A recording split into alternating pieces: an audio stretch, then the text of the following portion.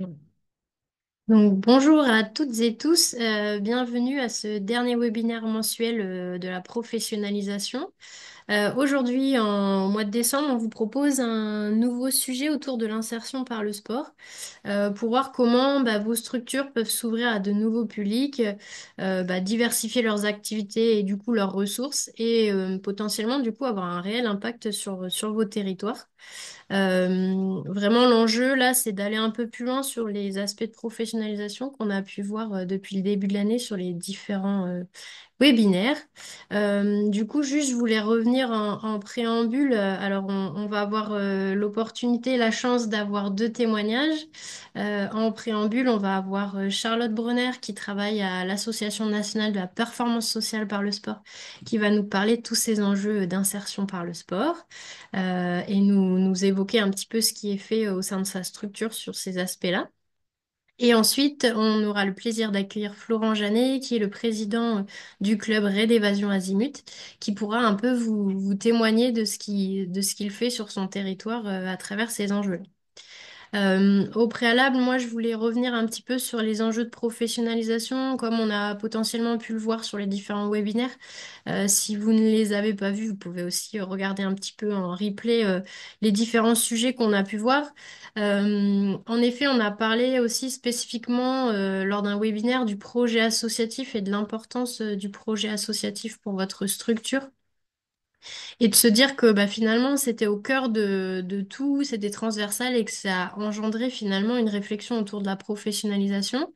Là, je vous ai partagé un schéma du Comité national olympique. L'idée, c'est qu'on puisse aborder notamment aujourd'hui l'aspect professionnalisation des activités.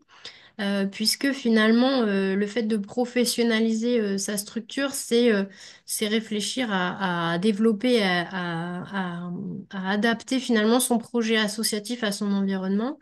Et il y a trois axes. Il y a la professionnalisation des activités et c'est comment je vais aller développer et diversifier mes activités au regard de mon projet associatif. C'est comment je vais accompagner les différents acteurs que compose ma structure, que ce soit des bénévoles ou des professionnels, à monter en compétences et en technicité pour finalement répondre aux besoins de ce projet associatif et aux enjeux de développement et pour répondre aussi à des besoins et des exigences de plus en plus techniques sur certains aspects. Et enfin, de se dire que je peux réfléchir à la structuration et au fonctionnement interne de mon association, avec en point central finalement le projet associatif, mais comment on s'organise finalement pour réussir à travailler tous autour de ce même projet commun et auprès des valeurs que veulent porter le club. Donc du coup, nous, ce qu'on va s'interroger aujourd'hui, c'est principalement sur l'aspect développement et diversification de l'activité à travers toucher de nouveaux publics et avoir une vraie démarche d'impact social sur son territoire. Alors, tout ça sans venir vraiment dénaturer ce que vous faites déjà au quotidien, tous les jours. C'est justement le sublimer, le mettre en valeur, mais aussi vous permettre d'aller potentiellement, si vous le souhaitez, organiser de nouvelles activités ou aller toucher de nouveaux partenaires, aller rencontrer finalement tout son écosystème pour se dire que le club est un vrai acteur sur son territoire. Alors, je vous remets un petit contexte autour de l'insertion par le sport. Il faut savoir que finalement, il y a pas mal de tendances sociétales qui viennent impacter le fonctionnement et le modèle éco des associations de manière générale. Mais nous, on s'intéresse principalement du coup au côté sportif. C'est de se dire que il y a des évolutions démographiques, il y a des évolutions environnementales, des évolutions financières et autres qui vont venir impacter finalement ce qu'on est aujourd'hui et ce qu'on fait, mais qu'il faut aussi les prendre en compte finalement pour anticiper l'évolution de nos projets au sein de nos structures et de se dire que le sport est un formidable vecteur finalement de lien social en lien avec des enjeux d'inclusion, d'insertion pro, de santé, de réussite éducative, etc. Et que finalement, se dire que l'insertion par le sport peut être un véritable enjeu pour nos structures de se diversifier de se professionnaliser aussi, parce que l'intérêt aussi d'aller faire de nouvelles activités, c'est aussi potentiellement s'appuyer sur des personnes qualifiées pour le faire, et que tout ça peut avoir un impact sur le projet asso et votre modèle économique. Et fort de ce constat-là, finalement, bah, les politiques publiques se sont tournées à mettre en place bah, des politiques autour de ces enjeux d'insertion par le sport. Alors pour vous faire un petit rappel, en fin 2022, il y a une feuille de route interministérielle autour du développement de l'emploi et de l'insertion par et dans le sport qui a été signée par trois ministères, le ministère des Sports, le ministère du Travail et le ministère de la Formation professionnelle, les intitulés de l'époque, puisque bah, ça bouge et ça va encore bouger. Mais voilà, l'idée, c'était de mettre en place bah, finalement des grands objectifs. Il y en avait quatre autour de ces enjeux-là pour dire que le sport pouvait être une formidable passerelle pour accompagner des personnes éloignées de l'emploi et de la formation et de manière générale pour les aider à s'insérer.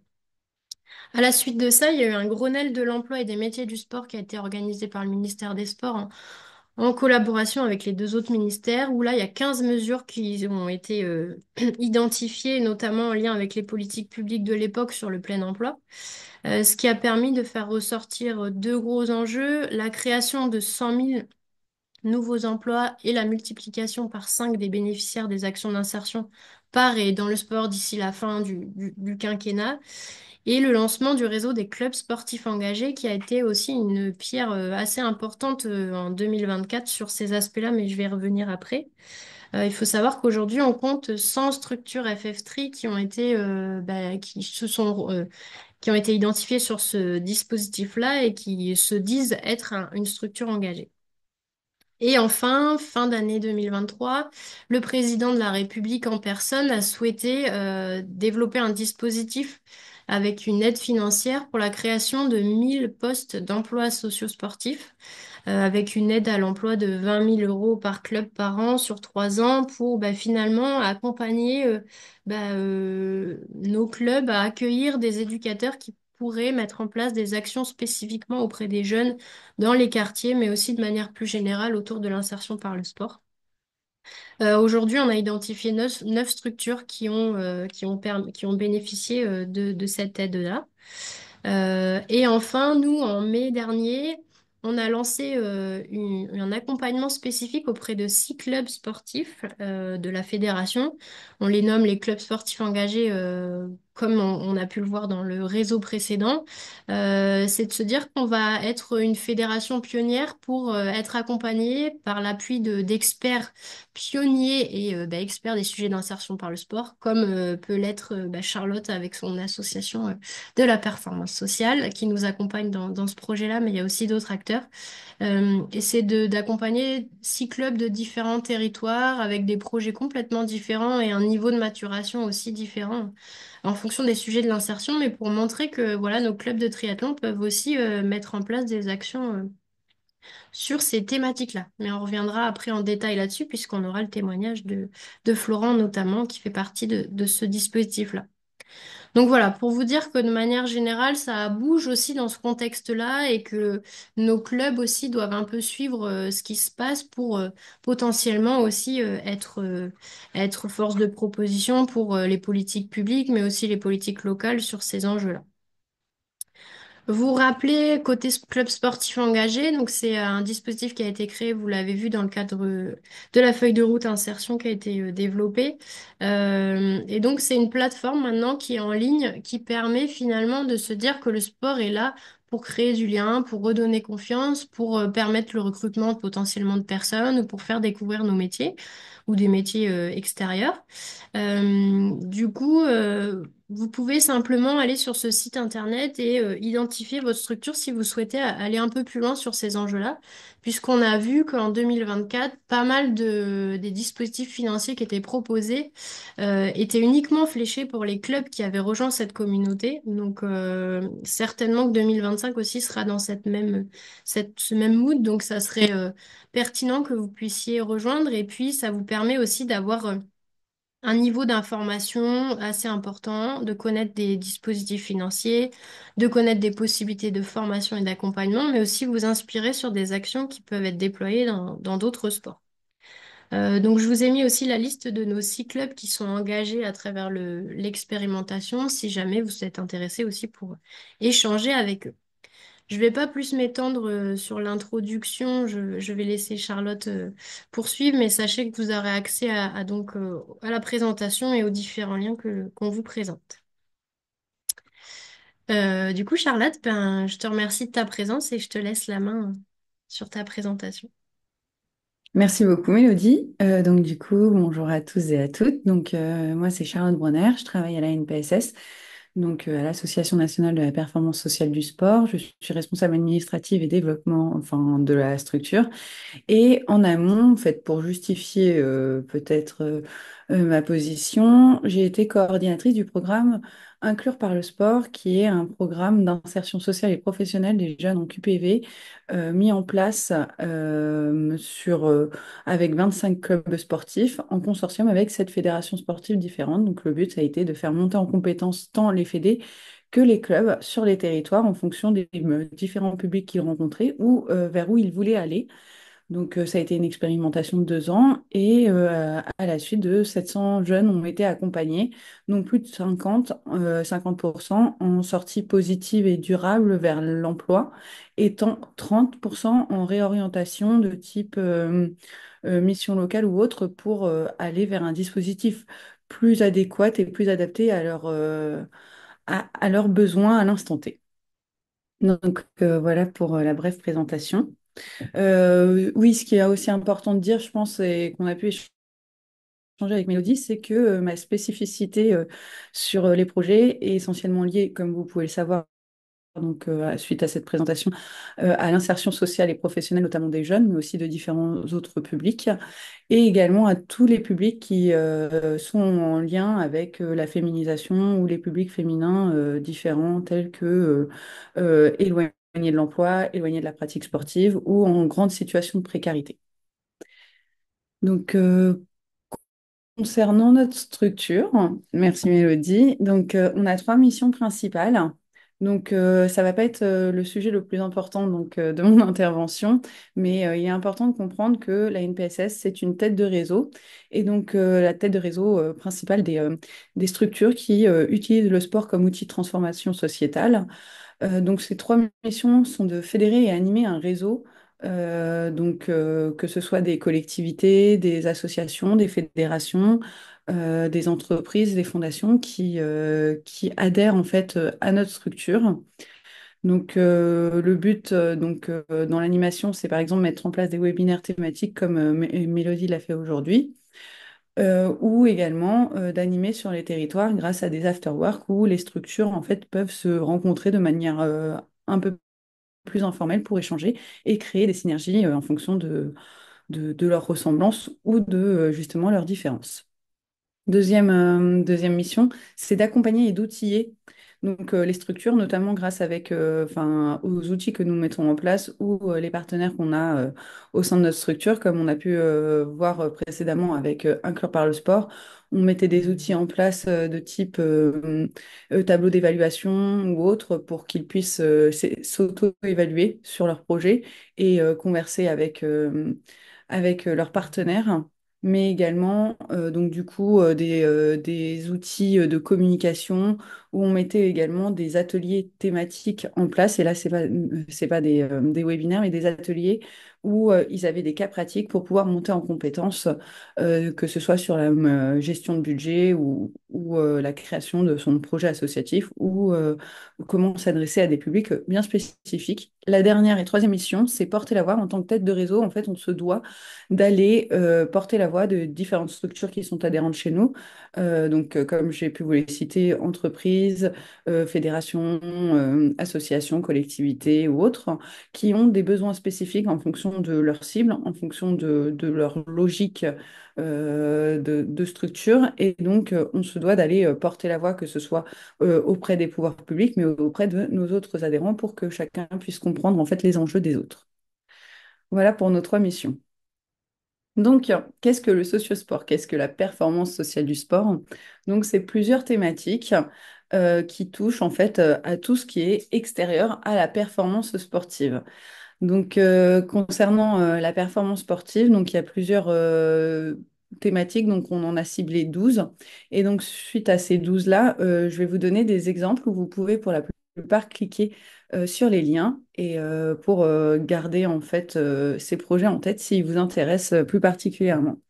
Sur la question de l'insertion, enfin, sur la question de l'outil en tant que, enfin, qui améliore le côté social des publics, donc qui a pour but en fait d'améliorer le quotidien en lien avec le côté social. J'ai pris l'exemple de Red Azimut, Red Évasion Azimut, qui est ici présent et il en parlera en fait lui plus longuement, je pense notamment en fait lorsqu'il se met en lien avec un ESAT pour améliorer le quotidien en fait de ce public. Donc c'est un établissement médico-social qui permet en fait de d'accompagner ce public qui l'accompagnait sur le côté sportif. Donc c'est le lien que fait le club avec un établissement médico-social et cet établissement médico-social accompagne tant sur le côté professionnel que sur le côté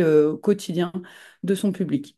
Est-ce que, Laurent, tu veux parler un petit peu plus de ce projet ou je te donne la parole directement et après je reprends sur les autres critères ou pas? Ou t'en reparleras après? Comme tu veux, si tu veux que je fasse un petit Ouais, aparté dessus, je peux le faire maintenant, ou alors je globalise tout à l'heure dans mon intervention. C'est toi qui vois, Charlotte. ouais bah, je te laisse prendre la parole juste là-dessus et après tu reprendras derrière, comme ça c'est un peu plus fluide. Ouais, alors s'il faut juste que je me centre sur les AD, par exemple, on a deux terrains de jeu, un à Darney et un à Mirecourt. On a une immersive room à Darney et on a une salle de fitness squash à Mirecourt. Et du coup, on a tout simplement, on est rentré en relation avec les ESAT. On s'est présenté, on s'est dit qui on était.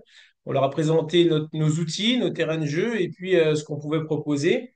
Et à partir de là, on a échangé par rapport à la typologie de leur public, leurs besoins, etc.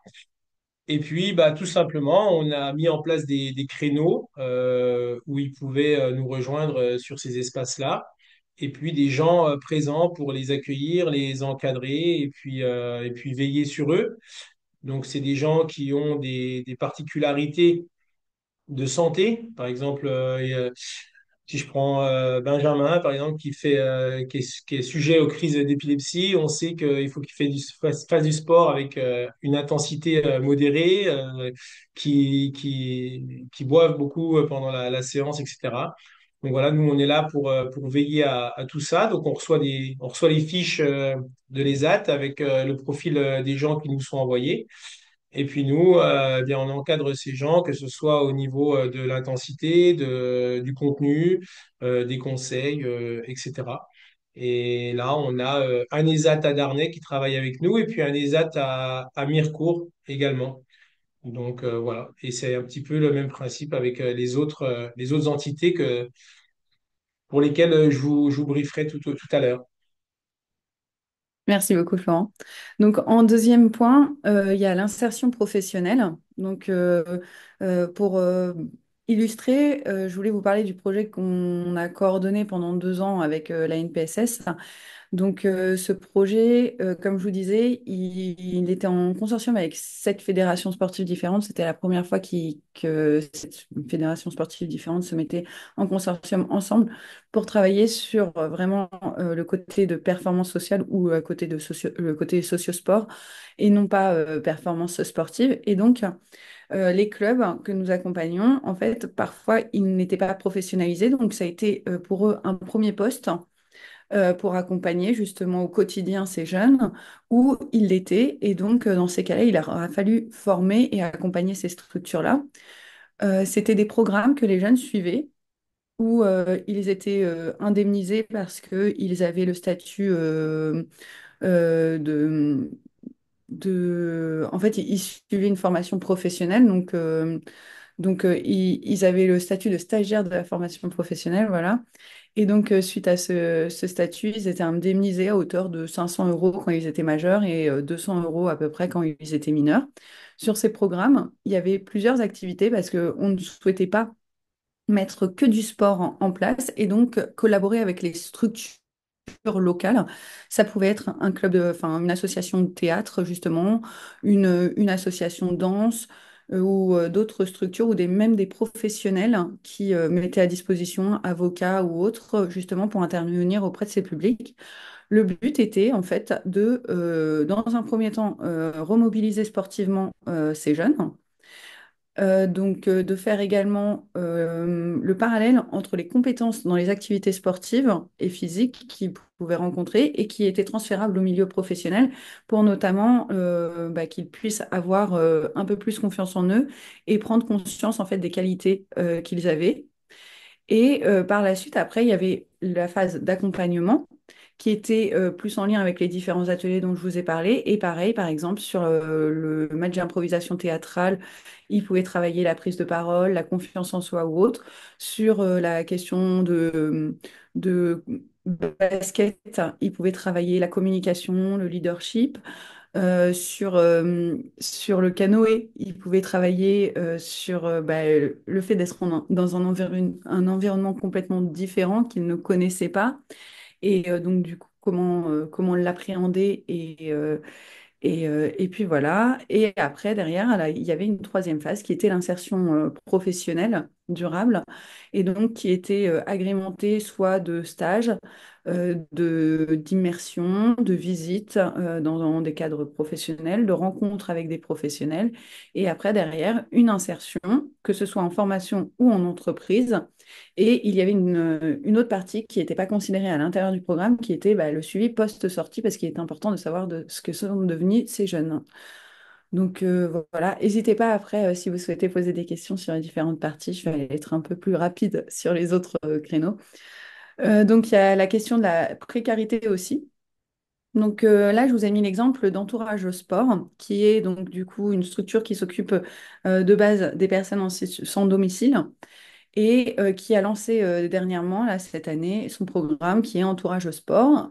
Il y a l'exemple avec la ville de Championnet, enfin avec l'association de Championnet qui est à Paris dans le 18e.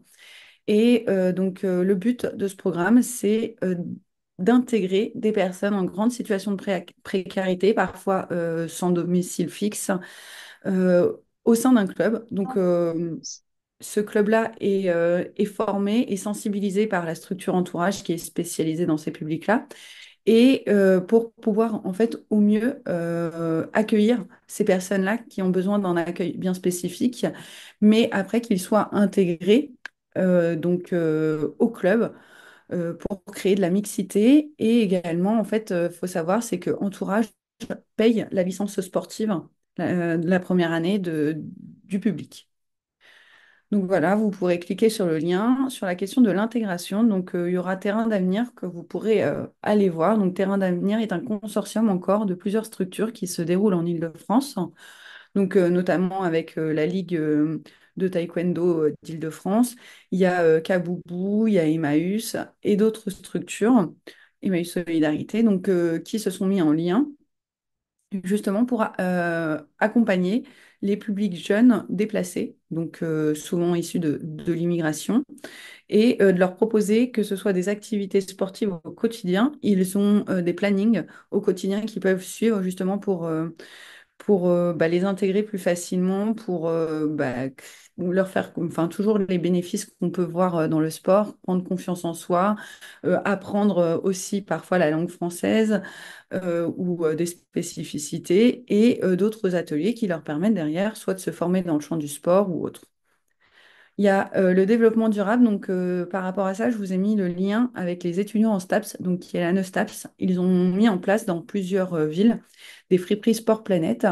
Donc, soit en contactant des entreprises partenaires, soit en contactant des étudiants ou des personnes comme vous et moi, qui ont du matériel, qui souhaitent juste renouveler ou autre. Et donc, ils donnent ce matériel-là au Friperie Sport Planète, ce qui permet aux étudiants donc, de se fournir sur du matériel de seconde main, parce qu'il est très important de faire attention à la planète, mais également sur le côté solidarité, parce que beaucoup d'étudiants n'ont pas les moyens financiers pour continuer la pratique sportive.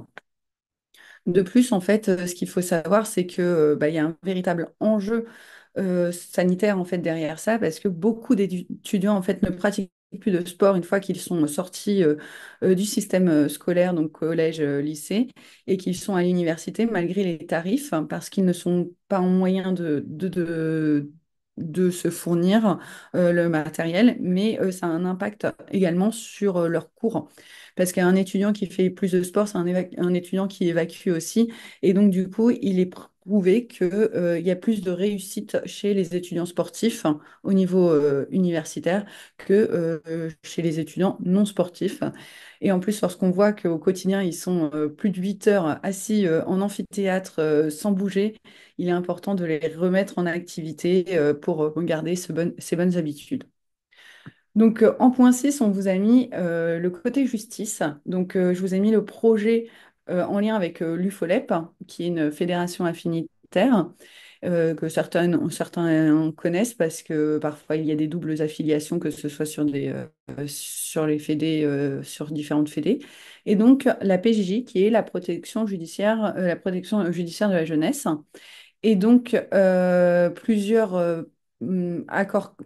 thématiques sont abordées lors de cet accord cadre et qui sont mis en place par les comités et les ligues de l'UFOLEP. Et donc, sur ce point-là, en fait, il faut savoir que les jeunes ont une possibilité de se remobiliser sportivement, donc de faire des stages sportifs, mais également de passer des formations en lien avec leur éduc et le comité UFOLEP. Et donc, ces formations sont souvent financées soit par la PJJ elle-même ou par d'autres systèmes qui ont été recherchés par le comité, de type enveloppe Sésame. Et donc, ces jeunes-là peuvent passer soit des CQP, soit des BPGEPS, mais également le BAFA pour se professionnaliser en lien avec des activités qui les intéressent. Il faut savoir que souvent, euh, il y a des grandes conversations, des entretiens qui sont réalisés en amont pour sensibiliser ces jeunes en disant, bon, bah voilà, toi, par exemple, il est possible que tu aies un casier judiciaire. Donc, avant même de te faire passer ces formations-là, il va falloir soit travailler sur ton casier judiciaire, soit t'assurer que, il est sur le bon volet ou faire sauter le casier judiciaire. Donc ça, c'est un vrai travail collaboratif avec l'éduc qui suit le jeune et le comité UFOLEP. Donc voilà pour la partie 6.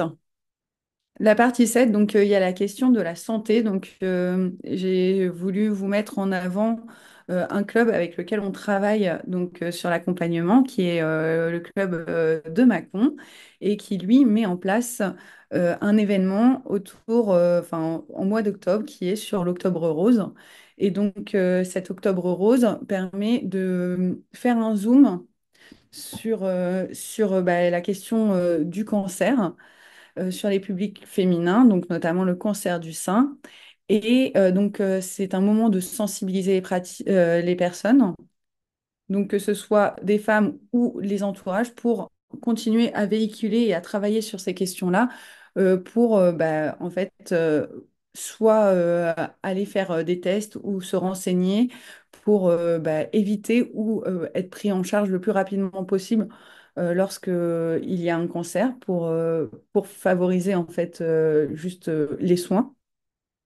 Et donc celui-ci, le club de Mâcon, en fait crée un événement en lien directement avec le partenaire qui est Ligue, euh, la Ligue contre le cancer. Et donc, il récolte également de l'argent qu'il peut verser à cette structure par la suite. Ça permet également aussi sur cette partie-là de se dire, donc, mettre en place en fait des activités sportives à ces bénéficiaires-là, à ces personnes qui sont malades, et de soit améliorer leurs soins ou juste psychologiquement pour que leur quotidien soit plus agréable. Donc, il y a la partie 8 qui est sur la question du handicap. Et là, je vous ai mis en fait un projet qui peut vous intéresser. Donc, c'est le comité paralympique sportif français qui fait une collaboration avec les collectivités. et qui met en place des formations qui est payée par les collectivités ou par des groupements de collectivités justement pour améliorer l'accueil ou justement mettre en confiance les structures pour accueillir des publics en situation de handicap. Donc, vous voyez dans ces formations-là plusieurs formes de handicap pour justement en fait accueillir au mieux les publics et être labellisé pour mettre en confiance aussi les publics porteurs de handicap en se disant cette structure est capable de m'accueillir tout simplement. Cette formation est gratuite pour les clubs s'ils souhaitent se former, mais il faut que la collectivité paye. Elle est à hauteur de 6 000 € et il y a 12 places maximum sur ces formations-là. C'est une formation qui est très intéressante parce que on a tendance, lorsqu'on n'est pas forcément formé, ou même parce qu'il faut se former tout au long de la vie, être au fait de ce qui se passe sur ce qu'on ne rencontre pas forcément au quotidien, vu que nous ne sommes pas forcément porteurs d'un handicap ou même de ce handicap-là et d'accueillir au mieux les publics sans faire d'impair et de se rassurer sur ce qui peut être fait ou mis en place comme différentes pratiques ou comment les adapter. Sur la question de l'égalité, j'ai mis Égal Sport, mais vous cliquerez sur un lien qui vous amène directement sur un documentaire vidéo d'une trentaine de minutes. Là, j'ai choisi de travailler enfin, vous parlez de l'égalité de genre parce qu'il y a plusieurs formes d'égalité. Et sur l'égalité de genre, ce documentaire, c'est Passe la balle et c'est comment les stéréotypes sont toujours présents en fait et dès tout petit et comment essayer de les combattre en fait pour améliorer l'égalité. C'est une un documentaire qui a été créé par Nicolas Barre, qui est une ancienne sportive de haut niveau, qui a été dans l'équipe de France de football. Cette personne intervient dans plusieurs structures, justement, pour sensibiliser à l'égalité, que ce soit dans les écoles, auprès des professionnels scolaires, mais aussi auprès des associations ou autres, pour essayer de réfléchir ensemble sur les différentes activités auprès des publics jeunes et moins jeunes pour lutter contre les stéréotypes, faire tomber toutes ces barrières pour que les femmes puissent en fait devenir qui elles veulent, pratiquer le sport qu'elles veulent sans aucune norme entre guillemets, mais faire le parallèle souvent aussi avec le choix dans les études, le choix dans le milieu professionnel ou autre. Voilà sur la question de l'égalité. Sur la question du loisir, vous le faites tous et toutes, je n'ai pas forcément besoin de converser là-dessus. Sur la question de la cohésion des territoires, j'ai choisi de vous mettre en place une activité qui pourrait vous intéresser, qui est sur le savoir nager. C'est un centre aquatique mobile qui a été mis en place dans les Hauts-de-France. Un petit camion avec un bassin d'eau qui est modulable justement pour l'apprentissage au savoir nager et qui va en fait dans les zones rurales. Des zones qui sont souvent délaissées en fait par les projets sportifs donc là c'est permettre en fait aux personnes petits comme grands d'apprendre à nager et c'est la piscine qui vient à eux entre guillemets une petite piscine d'apprentissage car on le sait que le système des piscines est un peu compliqué en France. Soit on n'en a pas sur les territoires, soit elles sont très délabrées, soit les créneaux sont pas libres ou très chers. Voilà.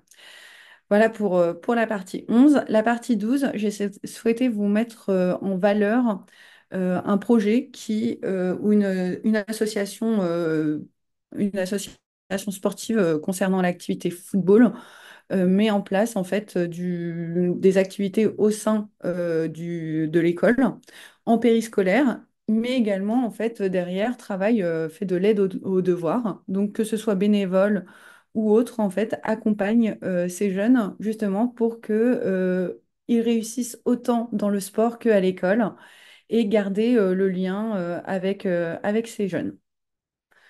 Voilà concernant les 12 thématiques abordées.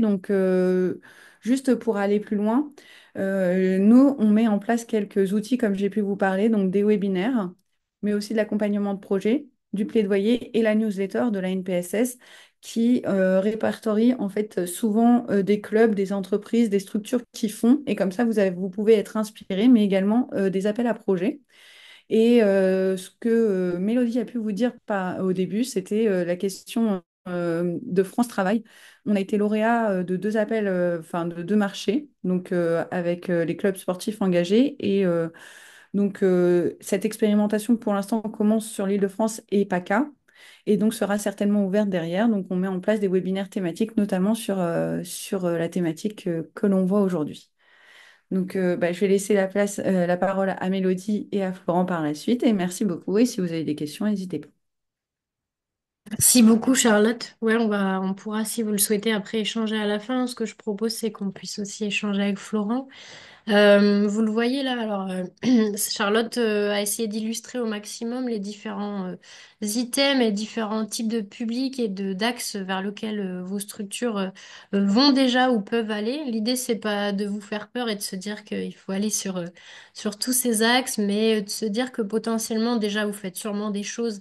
Et l'idée, c'est de potentiellement les mettre en valeur et d'aller derrière, à travers chaque axe, trouver finalement les politiques publiques ou les institutions de référence pour être accompagnées et être financées sur ces aspects-là, mais aussi de se dire que finalement les adhérents que vous avez au sein de vos structures, mais aussi vos bénévoles peuvent être, enfin, être impactés ou avoir une situation personnelle qui fait qu'ils pourraient être intéressés aussi de s'appuyer sur leur club pour avancer sur ces sujets-là. On a donné l'exemple du cancer du sein, typiquement pour le club de Mâcon.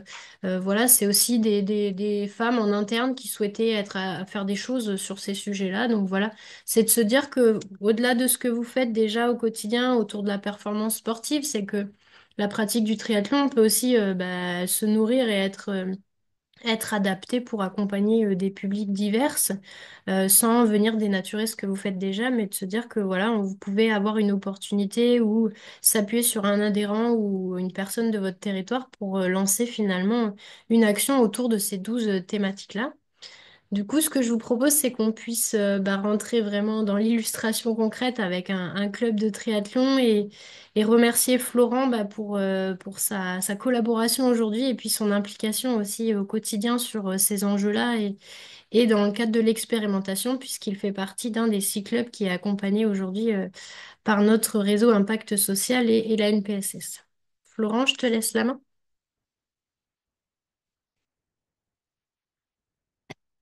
On t'entend pas, Florent.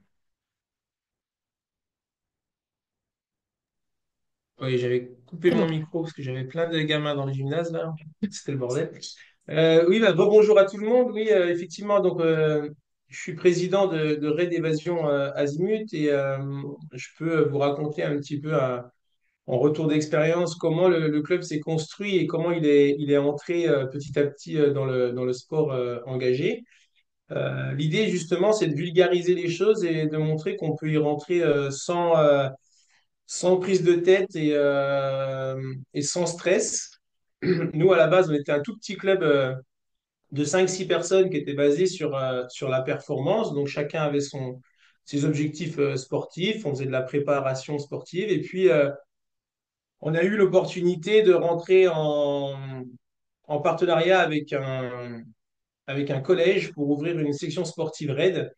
Du coup, alors c'était facilité dans le sens où moi je suis prof de PS, donc c'était une opportunité qui se présentait. On a ouvert cette section sportive RAID et de là, du coup, le club a grossi avec la jeunesse. Donc on est rentré dans cet axe de la jeunesse. Et puis, au fur et à mesure qu'on était sur le territoire, qu'on créait des liens avec la commune, la communauté de communes, eh bien forcément, à travers les réunions, à travers les assemblées générales, on rencontre des gens. Et puis, des gens nous disaient que ces gamins avaient de la chance de pouvoir faire tout ce qu'ils faisaient, kayak, VTT, escalade, canoë. Et donc, on a dit à ces gens que ce n'était pas réservé à la jeunesse, mais qu'on pouvait très bien imaginer des créneaux pour des adultes et leur proposer du sport santé à travers, du sport loisir à travers ces activités. Donc, on a commencé avec 2 personnes et puis aujourd'hui, on en a une vingtaine qui quotidiennement viennent faire du renfort, de la rando, du kayak, enfin, etc. Donc, on est rentré tout doucement dans le sport santé loisirs. Donc parallèlement, on s'est formé avec les formations de la FF3, etc., sur le coaching santé, sur les DEGEPS, etc. Et puis, au fur et à mesure qu'on avançait, euh, après Covid, on a eu vent du projet Club engagé de la FF3. Donc, on s'est dit, tiens, ça peut être intéressant de voir ce qu'ils proposent. Et effectivement, ça nous a séduit dans le sens où nous, on avait pris soin de développer des terrains de jeu. On avait développé donc à Montureux-sur-Saône. On est sur 3 sites. À Montureux-sur-Saône, on a développé un terrain de jeu avec la forêt, la rivière, les falaises d'escalade, mais aussi on a à disposition un gymnase 2 fois par semaine. À Darney, on avait candidaté pour avoir l'immersive room de la FF3 et on l'a installé donc au cœur du tiers-lieu de Darney où il y a France Travail, mission locale, une bibliothèque, une salle de théâtre, etc. Et puis dernièrement, on a fait l'acquisition d'une salle de musculation fitness squash sur Mirecourt. Et, euh, et donc, on travaille en même temps avec la population de Mirecourt et puis avec nos athlètes. Du coup, on s'est dit, bon, ben, en fait, pourquoi pas utiliser nos terrains de jeu pour nous présenter et dire ce qu'on peut faire. Donc, on a rassemblé tous les atouts de notre club et on les a posés sur une feuille. Voilà. J'ai dit, qu'est-ce qu'on a dans le club? Donc, on était 100 licenciés. On avait une demoiselle qui était issue de STAPS et qui avait à souhait de continuer dans le sport, qui n'avait pas du tout envie d'aller dans le professorat. Donc, on lui a proposé de se lancer dans le DEGEPS triathlon. Donc, c'est ce qu'elle a fait. Romane est partie en formation apprentissage. Donc, on s'est retrouvé avec une salariée apprentie à 35 heures, ce qui nous a permis d'injecter de la présence sur nos terrains de jeu. Et puis, à partir de là, on a estampillé les créneaux qu'on avait. Donc, l'Arbre-Man ou Florent ou Jérémy encadrent les jeunes. Là, on encadre le sport santé. Là, on encadre la performance, etc. Qu'est-ce qui nous reste dans notre emploi du temps? Qu'est-ce qui nous reste comme espace? Qu'est-ce qui nous reste ceci, cela? Et une fois qu'on avait ces tableaux, ce patchwork de disponibilité, on s'est tourné vers des entités. Alors, que ce soit par exemple l'IF Pro, donc c'est un institut de formation professionnelle pour des des jeunes en difficulté sociale ou professionnelle. On s'est tourné vers les AT, justement, donc deux établissements qui reçoivent des jeunes en difficulté de vie, d'autonomie dans la vie, etc. On s'est tourné auprès de l'Institut hospitalier Ravenel, qui là s'occupe de jeunes avec des troubles psychologiques et neurologiques, et puis etc. Donc on allait rencontrer des gens comme ça, et on s'est dit ben, voilà qui on est. On est allé rencontrer les Restos du Cœur, on a rencontré France Travail, etc. Voilà qui on est, voilà ce qu'on peut proposer, voilà nos compétences. Est-ce que vous pensez que vous avez un public qui peut être intéressé, adapté, et puis si on a l'idée de travailler ensemble. Donc ces gens-là, on fait leur chemin. Donc ils ont dit, bah ouais, nous carrément, on a besoin de ça, on n'a pas d'éducateur sportif, on n'a pas vraiment de salle dédiée, on n'a pas vraiment de matériel. Donc nous, ça nous intéresse de travailler ensemble. On peut libérer un éducateur, on peut créer un groupe à besoin tel jour, telle heure. Et puis petit à petit, eh bien, on s'est retrouvés sur le même terrain de jeu et les mêmes créneaux horaires. Et puis, on leur a proposé un projet qui était relié à leur public. Donc, par exemple, l'IF Pro, eux, ils ont besoin de latitude dans le fonctionnement. C'est un petit peu un établissement scolaire. Donc là, on a formé leurs éducateurs. Et puis, une fois que leurs éducateurs est formé à la salle, à l'immersive room, etc., ils ont un accès privilégié à cette salle où ils peuvent venir en dehors des créneaux qu'on encadre. Donc, nous, en fait, on leur donne du conseil, on leur propose comment ça s'appelle, une évolution et les éducateurs mettent ça en place. Pour les AD, par exemple, ils ont besoin qu'on soit présent. Donc là, on est présent, on accueille les gens, on veille sur eux, puisqu'ils ont des problématiques assez particulières. Donc, on sait qu'il y en a certains qui doivent faire attention au temps d'effort, d'autres, c'est l'intensité d'effort, d'autres, c'est la façon de pratiquer. Voilà, il faut faire attention aussi à certains rapports entre stagiaires. Donc, on est là pour ça. Et puis, petit à petit, ben, on leur parle de programme, on leur parle d'efforts, on leur parle de communication, on leur parle de solidarité, et puis on avance un petit peu sur toutes les valeurs que l'on défend au quotidien. Donc petit à petit, on est rentré voilà, dans le sociosport sans révolutionner quoi que ce soit. On avait des atouts, on les a mis en avant et on n'est jamais allé au-delà de nos possibilités. C'est-à-dire qu'on n'a pas dit, ouais, on va créer, on va inventer des choses pour séduire ou pour quoi que faire ce soit. Non, non, on a simplement dit, bah, voilà qui on est et voilà ce qu'on peut proposer. Et puis petit à petit, bah, encore une fois, bah, je pense que quand on se lance là-dedans, on doit devenir un peu un aimant, on doit attirer un petit peu les gens, mais on nous a sollicité pour l'organisation du triathlon des Roses, par exemple, dans le Grand Est. Donc, en partenariat avec la Ligue Grand Est, on a organisé avec le club le triathlon des Roses. On a une demoiselle dans le territoire qui est en fauteuil roulant, qui a la sclérose en plaques. Et du coup, bah, c'était quelqu'un qui était en déprime parce qu'elle voyait que dans la vie, elle ne pouvait pas faire grand-chose. Du coup, on s'est dit, bah, nous, on va te faire faire de l'escalade, nous, on va te faire faire du ski, nous, on va te faire faire du triathlon. Et en fait, on s'est adapté, on a cherché du matériel, on a cherché qui pouvait nous accueillir. Et puis bah, maintenant, elle est licenciée au club d'escalade, elle fait un triathlon tous les ans, elle va faire du parapente bientôt. Et petit à petit, comme ça, c'est une personne, mais on a révolutionné sa vie bah, par acte de générosité, tout simplement. Voilà, on avance comme ça. Donc là, sans faire des choses extraordinaires, on s'est installé dans plein d'items que Charlotte vous présentait, que ce soit la jeunesse, que ce soit l'éducatif, que ce soit l'insertion avec France Travail, que ce soit l'handicap, que ce soit, etc. Et puis après, on développe les idées. On développe les idées d'égalité, par exemple, comme disait Charlotte. On a récupéré un apprenti, donc on a une salariée féminine et un apprenti masculin. On a deux personnes, deux BF2 masculins, on a deux BF2 féminines, etc. Et on cultive un petit peu cette mixité. Et au final, quand on regarde nos licenciés, on arrive à 40-45% de féminines. Donc, je pense, c'est le message qu'on véhicule, l'envie de vouloir faire des choses qui finalement donnent des résultats simples et efficaces par la suite.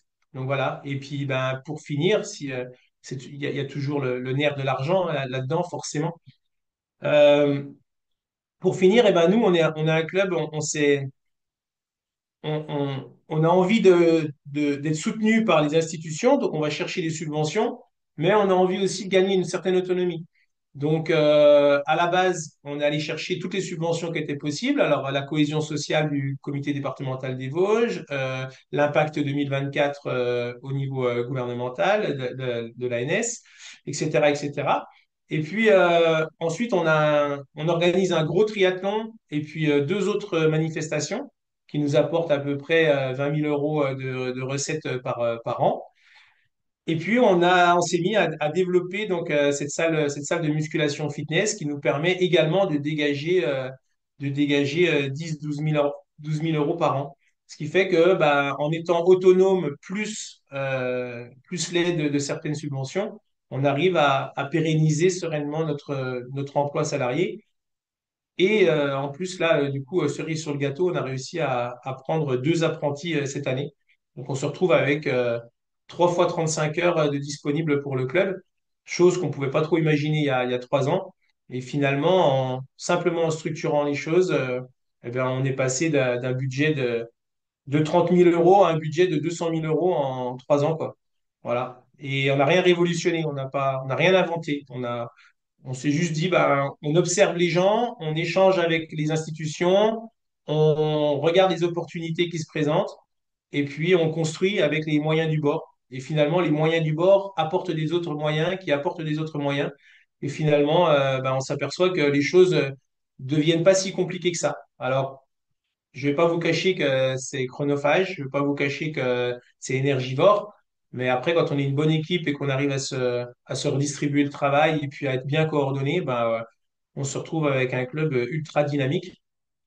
Et ça fait plaisir du coup parce que on s'aperçoit que l'avenir n'est pas au sport, que au sport performance dans un club.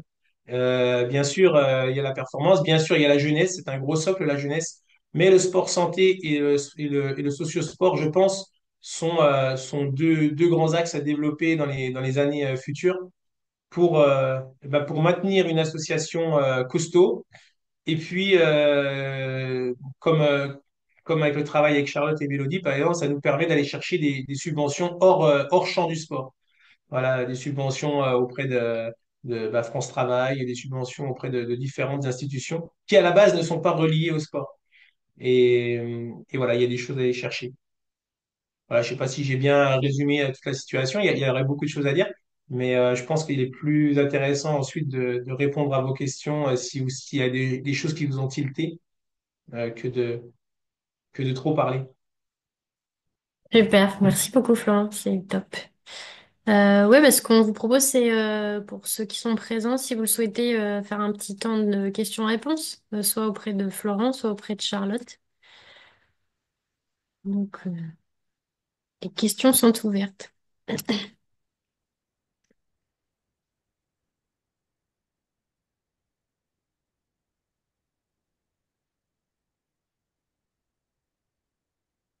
Est-ce que vous mettez en place des actions déjà aussi au sein de vos structures ou pas, qui pourraient être aussi inspirantes?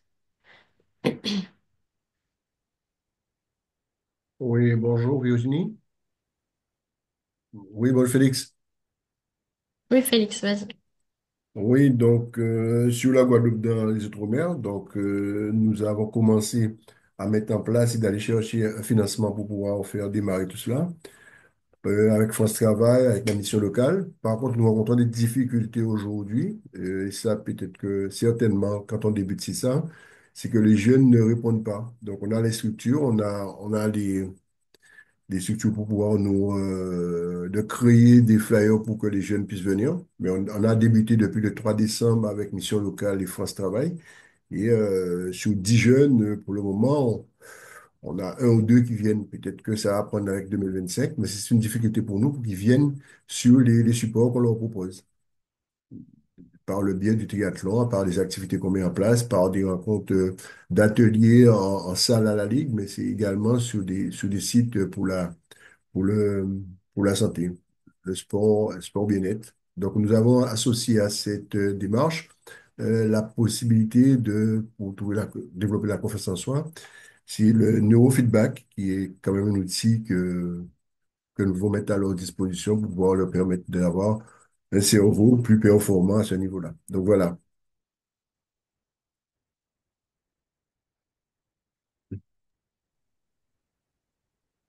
Est-ce Donc, que...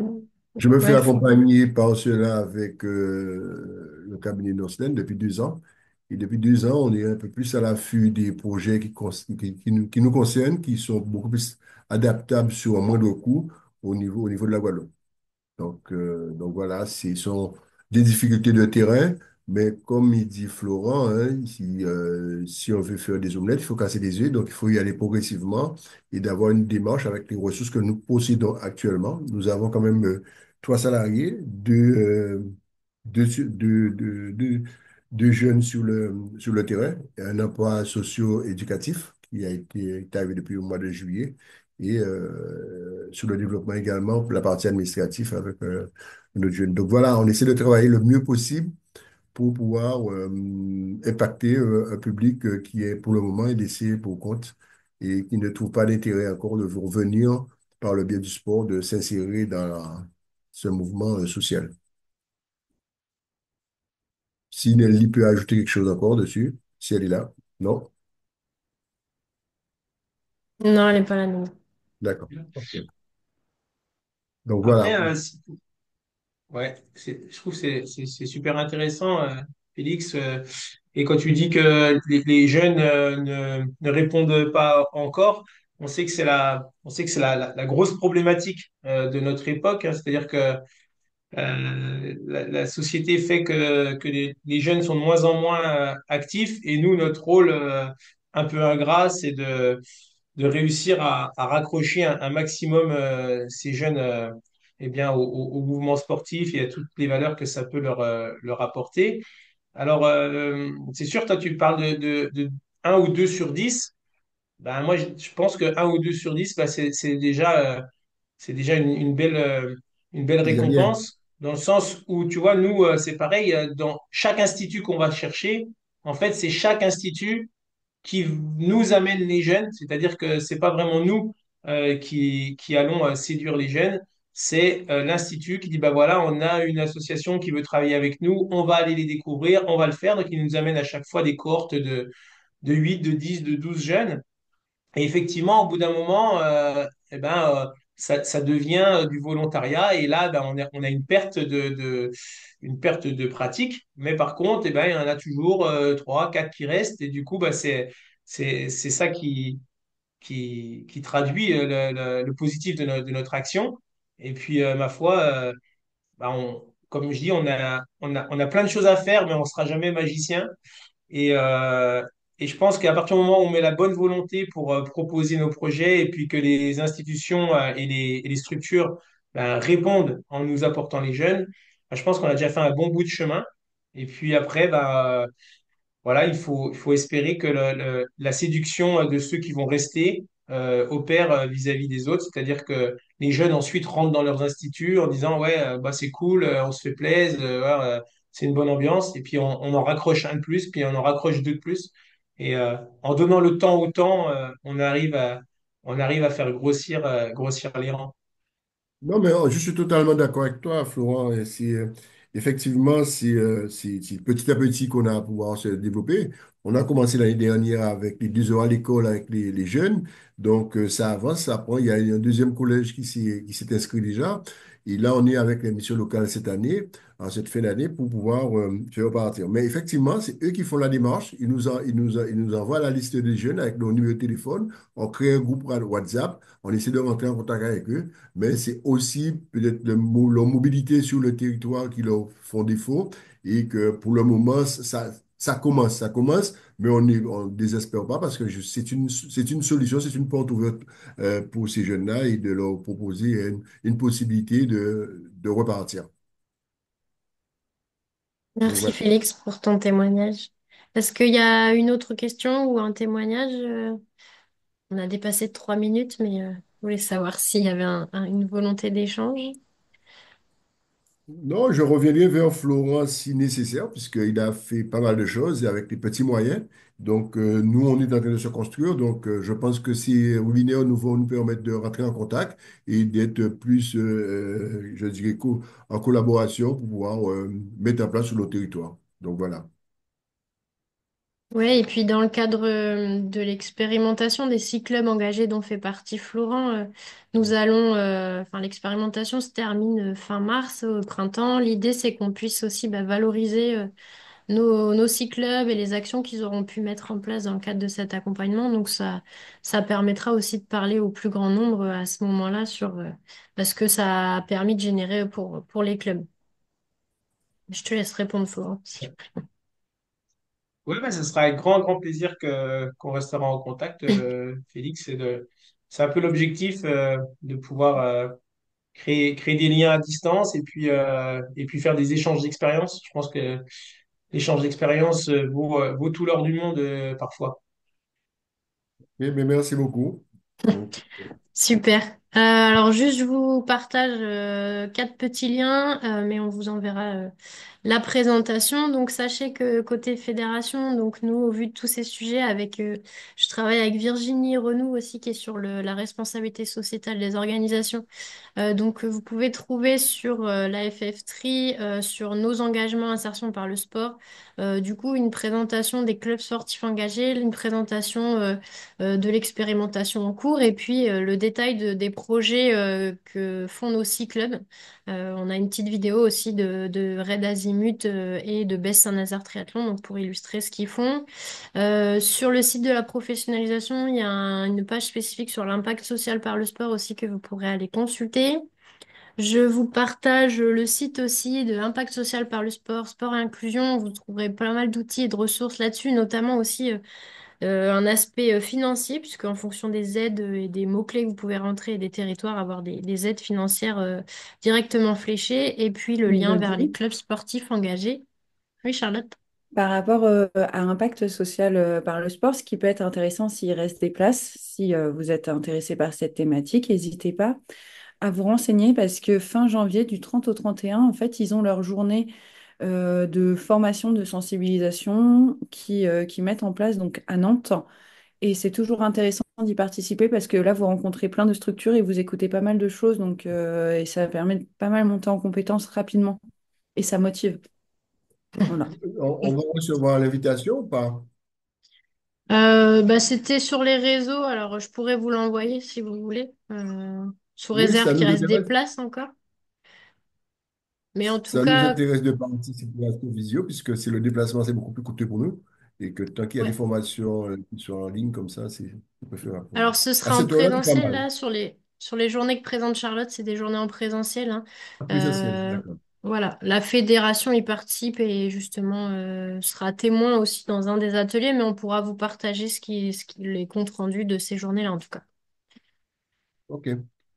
Voilà, et vous dire que ben on est sur le dernier webinaire de l'année 2025, puisque c'était un peu un test pour nous cette année d'organiser tous les mois pendant 1 heure sur la pause déjeuner ben des webinaires sur la professionnalisation de manière large. Donc, vous pouvez les retrouver sur la chaîne YouTube de la fédération, dans la playlist webinaire professionnalisation, et puis sur le site aussi, tout en bas où vous avez les présentations PowerPoint que je vous ai présentées.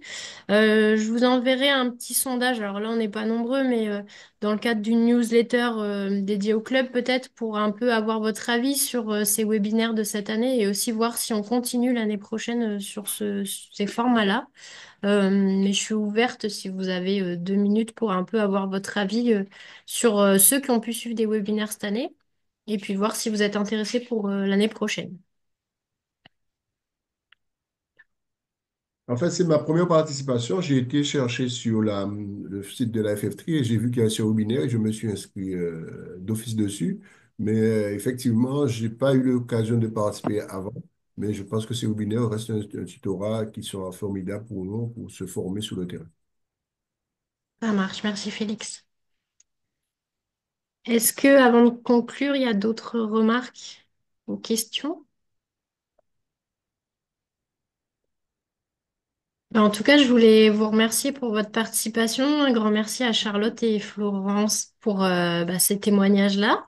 Et puis, je vous souhaite de belles fêtes de fin d'année, puis au plaisir de vous retrouver sur tous ces enjeux de professionnalisation l'année prochaine.